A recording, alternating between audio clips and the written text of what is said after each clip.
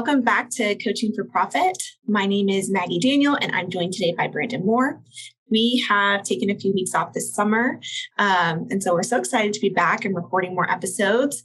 Before we start back up with our usual content, we wanted to take some time to talk about Brandon's newest book that was just released. Brandon has put a lot of time and effort to create these books, to share his knowledge and expertise on various topics. And Brandon's holding up his book cover now. If you're a listener of our show, you know that earlier this year, he released his first book, The E Hero's Guide to Real Estate Investing. We actually did a podcast episode over that. And if you haven't listened, go check it out.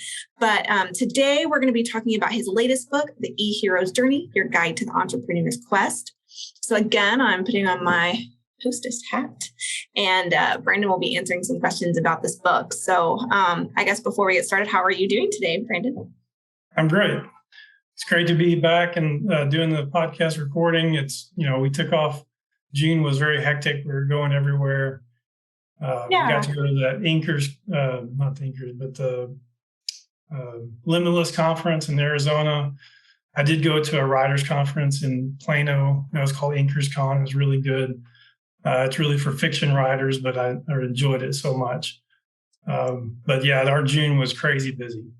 Yeah, usually June is kind of a time for us to recoup from the tax season, but this year that was not the case. And even still, it's kind of hectic, but that's okay. Hectic isn't necessarily a bad thing. So no.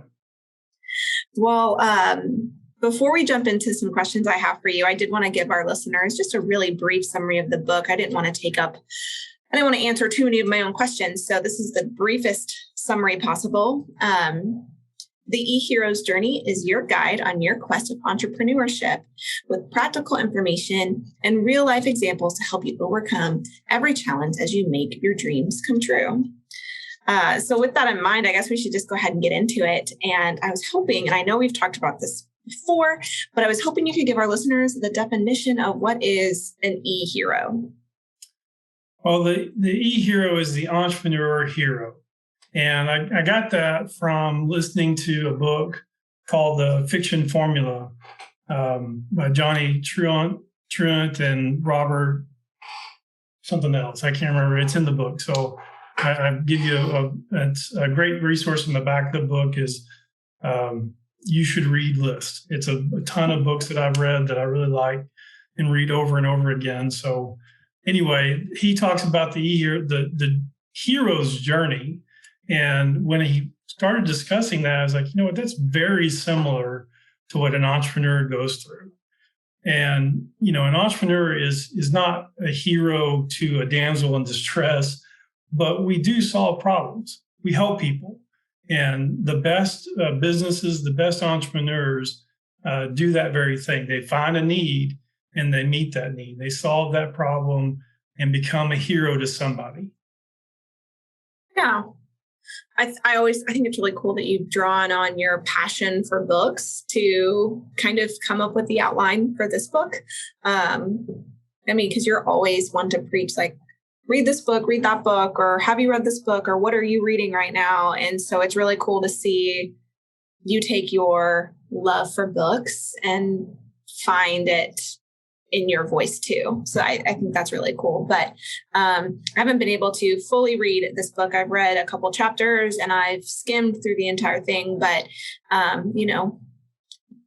1-year-old life, a mother of 1-year-old life, not book friendly, but I do my best. But in chapter 2, you talk about what you call the dissatisfaction. And I thought this whole chapter was really interesting. And I was hoping you could kind of explain to our listeners what you meant by the dissatisfaction. And then as a follow-up, just so you know where I'm going, I'd like to know when it happened to you, when that say that word for me if I can. Dissatisfaction. Thank you. Happened to you. Well, the dissatisfaction happens when either you have a job that you might have skills for, but you don't like. It might happen when you're a student and you don't want to, you feel like, maybe college isn't for me, or maybe it might happen when you see a need that somebody has and you know that you get this idea that you can fix it, and that there might be a lot of other people who have the same need. The dissatisfaction in chapter 2 really begins with the discussion of the standard point A to point B process that schools and the education system in our country really kind of drive home. I mean, I think their rationale is good. I think that their intentions are good. Their rationale is based on, if you have a high school education, you're going to make a certain number of times more income than the person who doesn't have that education. If you have a college education, then that multiplies your earning potential even more. And so that's not a bad reason to go to college. However, the number of people that actually go to college and those that finish college is a huge gap. And I think a lot of people, because they wash out or drop out, think that they are failures and that they don't have a place. And that's not true. I just think that because they've been pushed into that traditional process of college is the answer, that college degree is going to get you to that, white picket fence, happy place someday. That's not true. That's not accurate. That's what the dissatisfaction stirs in the entrepreneur. They see it. Their eyes are opened, so to speak. The truth is revealed that, okay, what I was doing isn't necessarily what I want to do. And your follow-up question for me,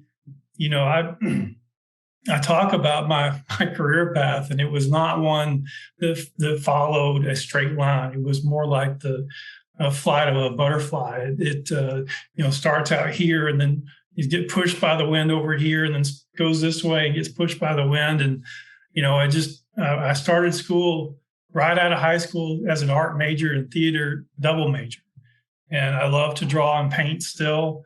I've got a painting that I'm working on right here. I was eyeing that earlier. And so it's really hard for me to have patience with watercolors. I need to probably switch to acrylic. But anyway, so that was what I enjoyed doing. That was a hobby that I enjoyed, and I wanted to pursue it. But then I got into it and realized this is not what I wanted to do.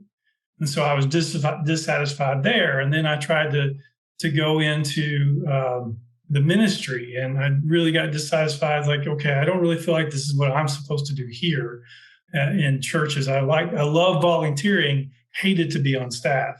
And so I started to look into other places, and I realized that maybe business is what I need to do.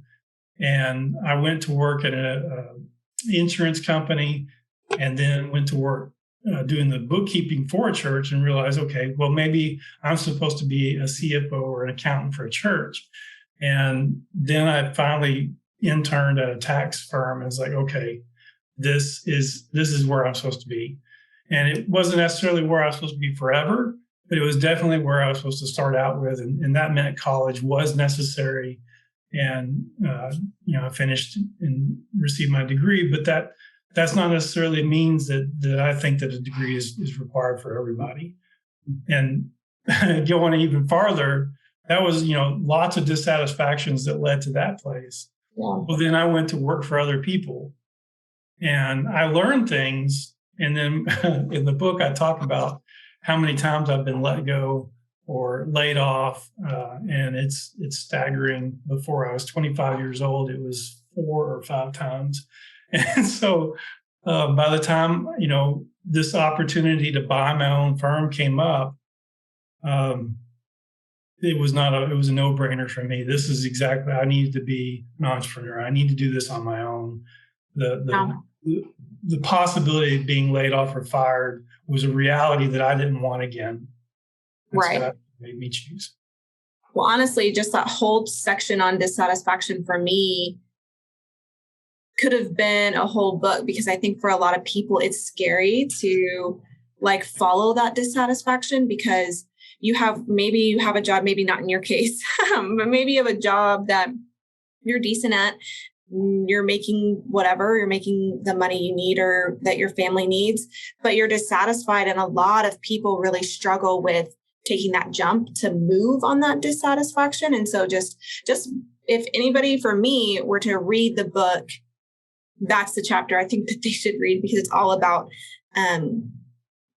job isn't life. You have a life and you have a job because you need to live your life. And it shouldn't be that you're miserable and the thing that takes up, 80, 70% of your time, if not more, especially if you're an entrepreneur. But for me, that kind of chapter is one of the most important ones. And I'm not even all the way through, so maybe I'll be proven wrong. What do you think the most important chapter of your book is? Well, before I answer your question, that dissatisfaction is a theme throughout the book. It's the reason. And the end of the chapter, it says, if the dissatisfaction isn't bad enough, you'll always return back. Mm-hmm. If it didn't hurt enough to change, you won't change. And, it's funny that you brought that up, because the dissatisfaction could be an entire book, because my wife and I were talking the other day, and she was really disturbed about the way, a lot of young adults are trained and told to follow this path. And it takes the life out of them. It takes the wildness. It takes the adventure out of them. And she hates that for them. It really is a burden on her to see that. And, what can we do differently? And so I've actually been, looking into how can that be a full book on its own. I expect to get a little line out of thank you to Maggie for encouraging me to. Yeah. And one of the other things to actually answer your question is, one of the things I think is the most important chapter in the book, I guess, for me, after you've had all this motivation and movement towards being an entrepreneur, and you become successful, there are pitfalls. Mm. And the pitfalls of success, I talk about, the deception of pride, vanity, and fear. Those are the three pitfalls that I talk about, and the fact that I've actually suffered from all of them. And I share some of that and some of my mistakes and in that area. But, when you do have success, a lot of entrepreneurs don't think generationally. They just think about income.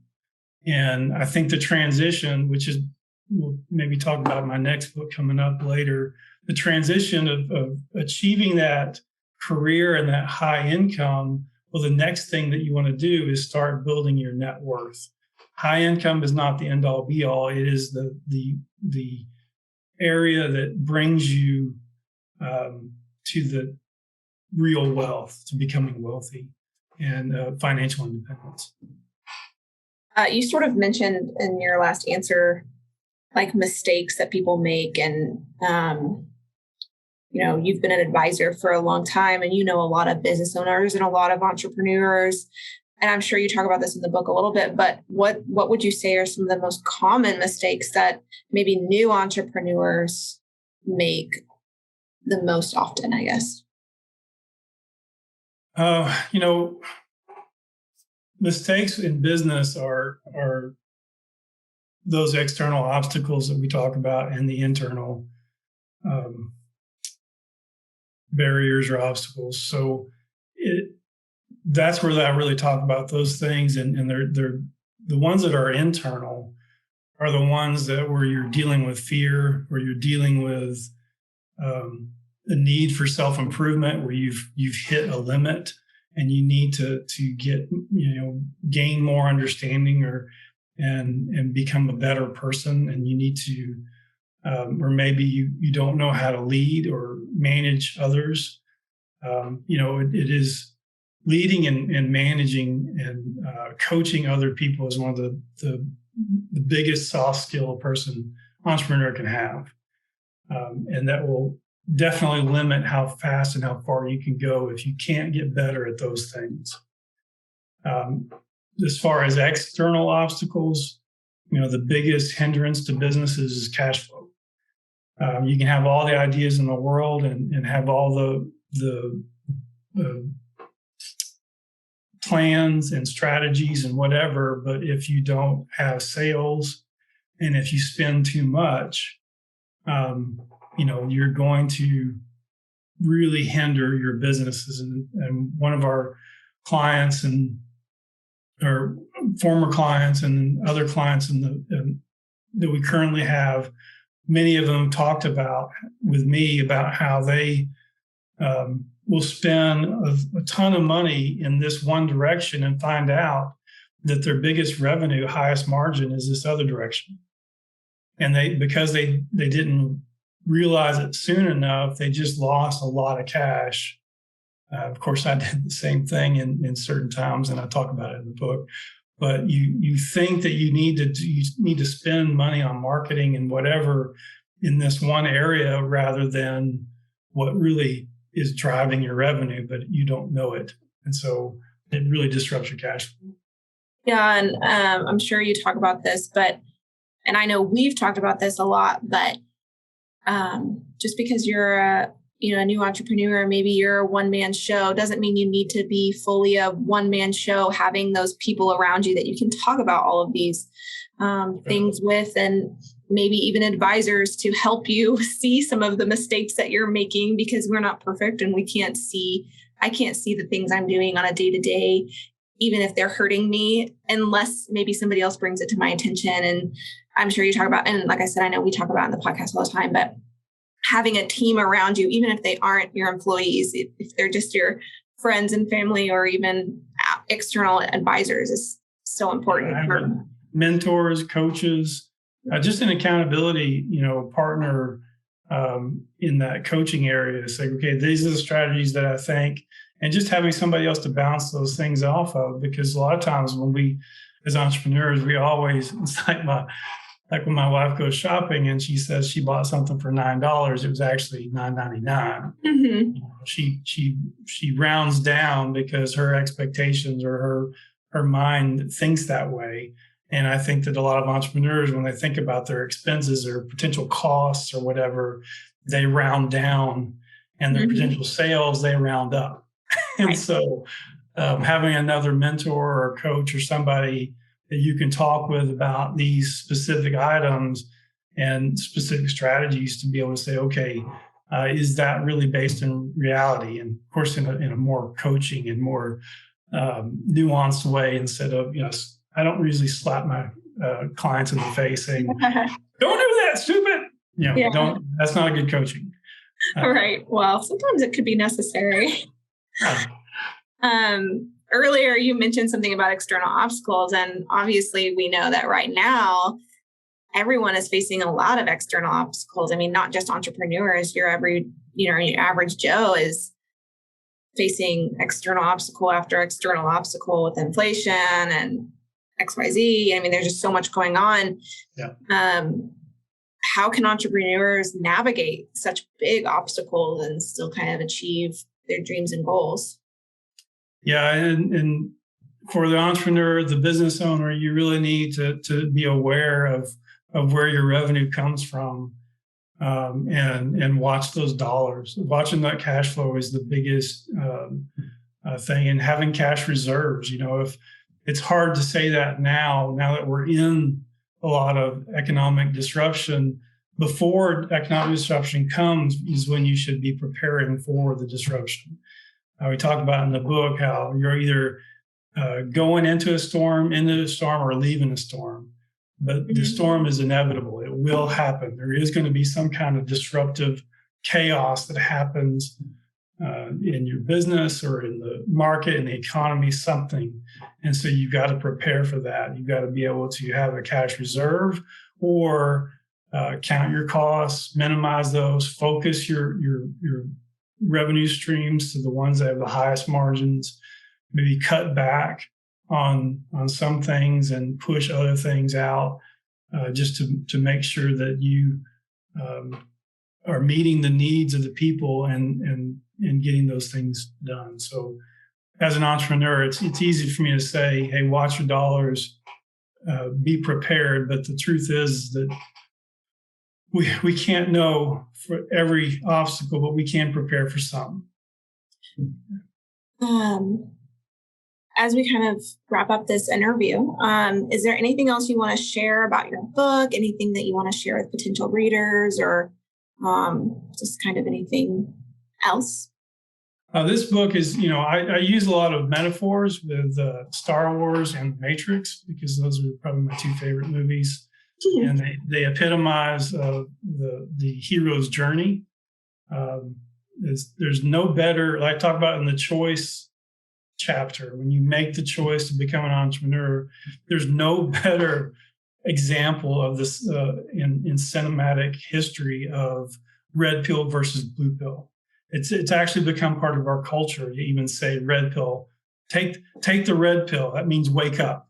Yeah. Wake up to reality. Make this choice. And so, I love that about the book. I love about those movies. I talk a lot about my personal experience. I'm very vulnerable. Angela says I'm too vulnerable, that I share too much. It sometimes makes her cry in these movies, but or not in these books. But if I don't share the mistakes and the truth, then people won't trust me. They won't trust the experience when they're reading. Yeah. So you said future books. So what's coming next for you as an author? Probably in the next couple of days, I will get the final copy of The Beginning of Wealth. It's Reaching Financial Independence Through the 7 Wealth Behaviors. And it talks about the wisdom and things like that are not secret. That the path to wealth is not a secret. It's not, but that doesn't mean it's easy. And we talk about what the 7 wealth behaviors are, and we go into great depth on them. And it's probably going to be one of the best books I've written. I really, really enjoyed it and enjoyed writing it. I actually talked to a lot of people before writing it, and they said, listen, when you get that done, please let me know, because it's something that they desperately want their kids to have. And of course, the audience I write, when I'm writing these books, the audience that I'm writing to are young adults between the ages of 18 and 30. It's just, as if I was writing to my kids. That's what I'm writing to, is to share the knowledge and legacy that my wife and I have developed over the last 25, 26 years. I guess we've been married 26 years now. So, praise the Lord. This journey that we've been on and how we've accumulated businesses, accumulated real estate, and accumulated wealth. It's for a purpose, has a long-term purpose and goal. When we were in college and career group in our church, the pastor of the young adults, he would always preach destiny. It doesn't matter where he was at, what he was preaching, the theme would be destiny, that you have a purpose, you have a destiny, you have a calling. And that kind of thing stirred me up a lot when I was, 22 years old. And so I kind of put that kind of same theme in my books. And I hope that young people, when they read it, get that out of it. I'm really looking forward to the next book. I've been counting down the days for that one. All right. So while we're kind of talking about the future and things that you've got going on, I also want to take some time to plug our CPA firm's new membership opportunities for business owners and individuals. And I was hoping you could just share with our listeners a little bit about what our memberships are and a little bit about how they might work. Well, what we did in our firm is create these memberships where either individuals or business and individuals can sign up for these memberships, where you pay a monthly fee and you get a bundle of services. Now, the services include the tax returns, the state tax return, and then some of them have financial planning, some of them have tax planning, some of them have coaching, either business coaching or real estate coaching. what we've tried to do is take all of these very expensive services that CPA firms provide for the wealthiest people, bundle them together, discount them greatly, and make them affordable so that everybody can afford the same services that the wealthy get all the time. Yeah. And our firm really wants to see people reach financial independence.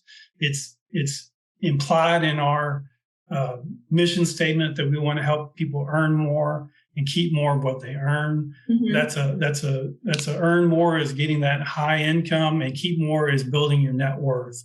And when you start to do that and you build your net worth to where you now have passive income or a business that's generating income without your input, or you've been able to strategically plan your finances to where you're living well below your means and building your future retirement, not just retirement, but legacy for your kids' kids. That's what our firm hopes to do and provide. And we're really excited about it. They're really affordable, and they get you paired with our team members, and where you're either talking quarterly, monthly, or as much as as much as needed to get the job done. That's what we're excited about. Yeah, I've really enjoyed being able to help you build them out and get them kind of ready on the back end. I'm excited to get this rolled out and start helping some people. And whether you're a business owner or maybe you're maybe you're an individual who hasn't taken that step in entrepreneurship, but you want to get that financial independence. We have just individual membership plans for people who may not own their own business yet, but maybe that's a goal, and you can use our memberships to help you get there. So I'm excited for those. You can also build your own membership, because we have all the services listed, and you can create an ad hoc. We have to do a custom build, but we just want to get the services out there. We want people to be able to receive all the services that we can give them in a manner that they can afford, and that wins for everybody. So if you want to learn more about our membership packages, you can go to the CPA's website, which is www.bkm-cpa.com. If you want to learn more about Brandon's books, you can go to Brandon's website, which is www.brandonkmore.com. Both of his books are available on our website, but also available on Amazon if that's easier for you. And you make sure to like us on Facebook. Brandon has an Instagram, and we now have a Twitter, which has 22 followers as of this morning. So make sure to look us up and like, follow, share, so that we can get the word out and help more people. Brandon, do you have anything else to share? No, except for one of the things that we have to offer is if you sign up for the newsletter or sign up for one of the memberships, maybe we'll send you not to sign up for the membership, sign up for the newsletter at the firm or the my author website. We'll send you one of the you should read list of all the books that I love that are so awesome that I read them over and over again. That'd be great. So I guess for now, I'm Maggie Daniel, and that's Brandon Moore, and this has been Coaching for Profit, where we believe your profit equals your potential minus your barriers, and we hope to see you again next time. All right. See you.